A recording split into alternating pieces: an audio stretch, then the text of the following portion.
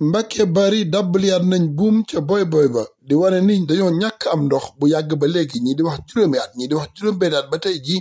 mënuñoo am ndox tey jii nag xëy nañ départ foofee ca bayal boobee ca Mbacke Bari yor seen ay buron topp mbedd yi di wax ni ndox lañu bëgg ak forage dem nañu ba biir Ndindi ñuy wër mbedd mun nañu jaar fa jot nañoo baale sax tali ba as ndiir laata ñuy wutali kër Serigne Cheikh Thioro député la ci assemblée nationale bu Sénégal teewal leen fa tax na ñu yuuxu ca moom ngir mu wutal leen am ndox ndax kët am nañ ay jafe-jafe ngir mën a nan am ndox. jënd nañ ndox ba sonn ñi am doole mën a jënd seetaan na ndox ñu ngi jënd seetaan na ndox ñi ko yàlla dogal ñu mën a jënd ay 20 litres ndox ñu ngi koy jënd waaye xoolal jamono nit ñi nag gis nañ ñu dugal fi ay ndox waaye nit ki may ko jënd jàngal ko ni ñuy nappe dafa gën nañu dimbali leey war a sóoli defar nañu ab forage taxawal nañ fii ab forage da dañ ko fiy def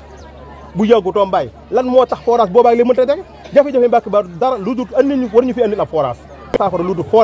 forage bii ñu taxawal nañ ñu ko dimbali leey war a sóoli yeggale ko jafe-jafe Mbàkke Bari mën a saafaru xale yi jàngatuñu mag ñi sonn nañ nit ñi li ñu yoroon lépp def nañ ko ci ndox tam màggal Tuubaa gi suñu diggante ak màggal bu weer daanak moo ci dopp nañ ñu dimbali lay wutal jafe-jafe Mbàkke Bari ci ndox bi ñu saafara ko ngir jëm Serigne Touba loolu jot nañ nag ab xabaar ci Ngeexol nag muy wax ni Serigne Cheikh Thioro ma ngay bënn ab forage foofee ca ginnaaw këram ngir soulager askan wa ñu mën a amum ndox ñii di wax ni mini forage la këram ak kër yi mu taxaloon rek la mën a lijjanti am ñuy wax ni forage ba dana mën a jox waa koñ ba ndox mu doy sëkk loolu itam des na def ay gëstu ñëwaat yi ca na mu gën a rafetee Mourtala Gaye fii ci Touba Ndindi ngir As-Samadiyya